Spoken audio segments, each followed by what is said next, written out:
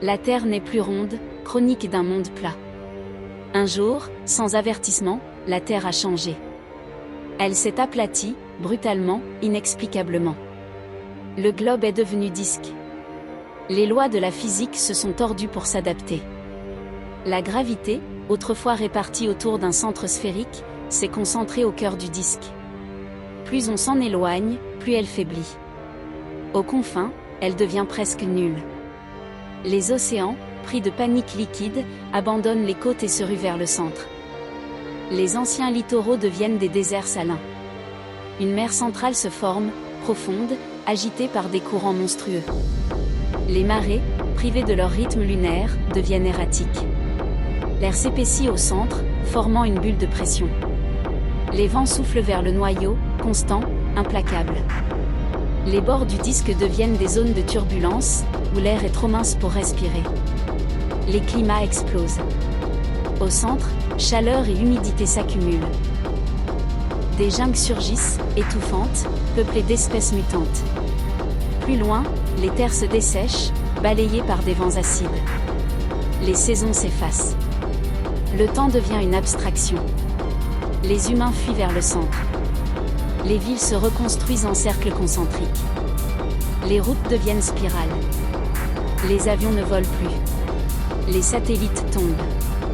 Les dirigeables flottent dans les couches épaisses de l'air central. Les religions changent. Les scientifiques, devenus oracles, réécrivent les lois. Ils parlent d'un disque instable, d'un monde qui pourrait se fendre, se dissoudre. Et pourtant, la vie s'adapte. Les plantes poussent en spirale.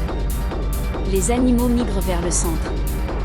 Les enfants naissent avec des poumons plus larges, des os plus denses. Le monde devient une quête gravitationnelle. Au-dessus du centre, un phénomène étrange apparaît, le panache atmosphérique. L'air, comprimé, s'élève lentement, aspiré par le vide spatial. Une colonne gazeuse bleutée perce l'atmosphère.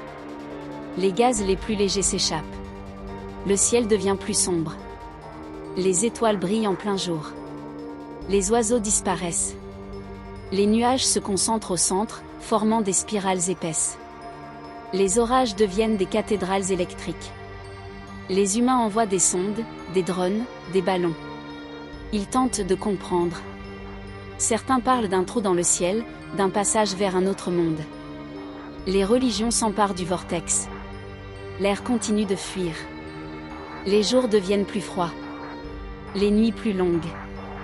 Le monde plat résiste. Mais il sait que son souffle est compté. Le Soleil, suspendu à 6000 km, devient un réacteur céleste. Sa proximité extrême provoque une accumulation de gaz au-dessus du centre. Une soupe explosive se forme. Un jour, une décharge solaire frappe le cœur du vortex. L'air saturé s'embrase. Une réaction thermonucléaire atmosphérique s'enclenche. Le monde plat disparaît en quelques secondes.